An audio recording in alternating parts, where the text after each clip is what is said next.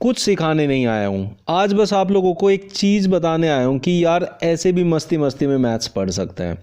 चलिए देखते हैं, पहला क्वेश्चन आप देखेंगे तो आपको पता चलेगा कि सर क्या बताने वाले हैं। एक वर्ग के विकर्ण की लंबाई 5 मीटर है, इस वर्ग का क्षेत्रफल पता करना है। देखिए विकर्ण दिया है और क्षेत्रफल पता करना है।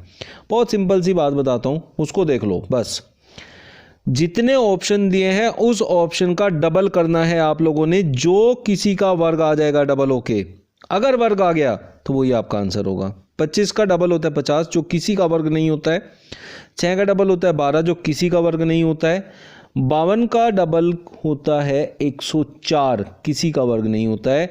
12.5 का डबल होता है 25, 25 किसी का वर्ग होता है। जी हाँ, 5 का वर्ग होता है। तो यही आपका आंसर है, बात खत्म। अब ऐसा क्यों होता है वो लॉजिक समझाने वाला हूं। और इसको अगर 2 ऑप्शन ज़्यादा मिल जाए, मतलब एक से ज़्यादा ऑप्शन मिल जाए, 2 से ज़्यादा ऑप्शन मिल जाए जो वर्ग बनते हो, फिर क्या करना है तो देख लीजिए।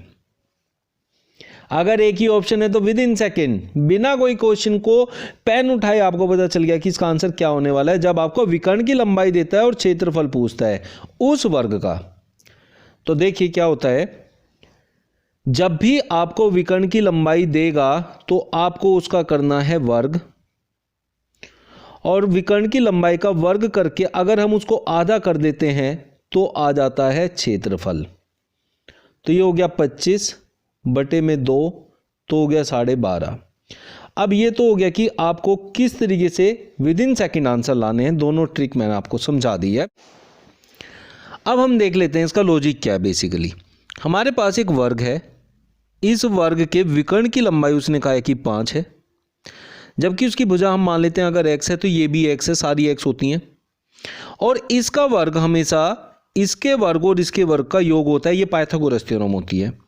तो इसका वर्ग हो गया 25, इसका वर्ग बराबर इसके वर्ग और इसके वर्ग के योग, तो इसका वर्ग x स्क्वायर और प्लस में x स्क्वायर, तो इसका मतलब 2x स्क्वायर। 2x स्क्वायर हमारा 25 के बराबर है। तो आप देखिए कि अब मुझे इसे 2 से भाग करना पड़ेगा, तो ये 12.5 आएगा।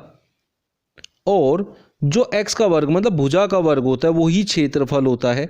तो इसका मतलब हमने संख्या का वर्ग करना है, जो भी संख्या है उसका वर्ग करना है, मतलब किसका, विकर्ण का। देखिए आप यहाँ ये विकर्ण का वर्ग हुआ है और फिर 2 से भाग कर देना है, जैसे हमने यहाँ पर किया है। तो इस तरीके से हमें संख्या मिल जाती है। तो हमने जब भी विकर्ण की लंबाई दी हो तो हमने करना है उसका वर्ग और फिर कर देना है आधा, जो भी आएगा वही आपका क्षेत्रफल होगा। सबसे पहले आपको ऑप्शन में से देखना है किसका डबल वर्ग आता है। अगर एक ही ऑप्शन है तो उसी पे टिक करना है, आगे चले जाना है, बाकी करना ही नहीं है कुछ भी। और अगर एक से ज़्यादा ऑप्शन है तो फिर जो भी वर्ग आपको विकर्ण दिया है उस विकर्ण का वर्ग कर लीजिए और उसका आधा करते ही आपका आंसर आ जाएगा।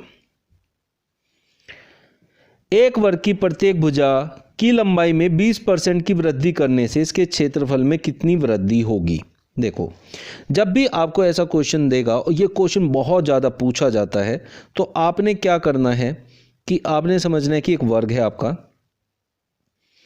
अगर आप लोगों को वर्ग की भुजा में वृद्धि दी है तो आप लोग पहले सबसे पहले वृद्धि या कमी जो भी दी है आप लोगों को समझना है कि आपका जो वर्ग है वो हमेशा 10 सेंटीमीटर वाला है, 10 और 10, जिससे कि इसका जो क्षेत्रफल आएगा 10 ढाई 100 होगा। मतलब क्षेत्रफल जो है वो हमेशा 100 मान के आप चलेंगे।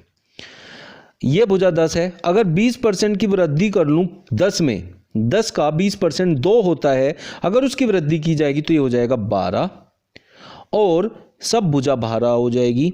अब 12 की 12 में गुणा करके उसका नया क्षेत्रफल आएगा जो कि 144 होगा और पुराना क्षेत्रफल हमारा 100 है। तो इसका मतलब हमें 44% की वृद्धि वहाँ मिल जाएगी उसके क्षेत्रफल में। तो ये आपका आंसर होगा सी ऑप्शन। लेकिन आप लोगों को ये डायग्राम नहीं बनाना है, मैं आप लोगों को समझा देता हूँ। 20% की वृद्धि मतलब 12, तो आपको 12 की 12 में गुणा करनी है और 144 जो 100 से जितना भी ज़्यादा आएगा वो ही आपका हमेशा आंसर होगा।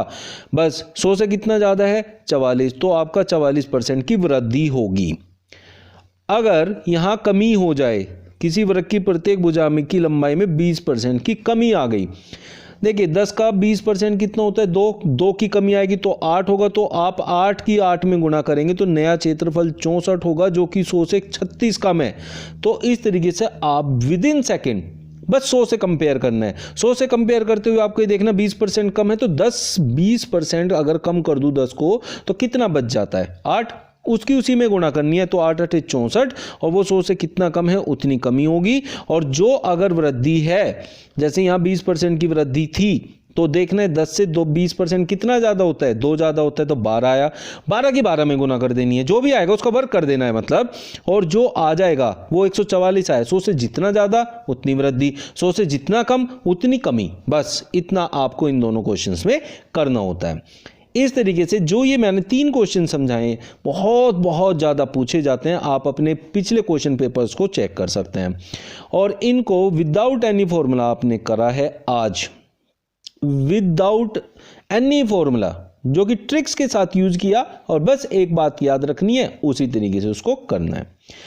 नेक्स्ट वीडियो में इससे रिलेटेड एक लेंथी वीडियो मिलेगी, जिसमें आपके क्षेत्रफल के बहुत सारे क्वेश्चंस होंगे, और मैक्सिमम क्वेश्चन जो होंगे वो विदाउट एनी फॉर्मूला होंगे, और वो ही बहुत ज़्यादा रिपीटेड होते हैं। तो नेक्स्ट वीडियो बिल्कुल भी मिस ना करिए, और उस वीडियो को मैं 3 दिन के अंदर डाल दूंगा, तो आप लोग उसको ज़रूर चेक कर लीजिए।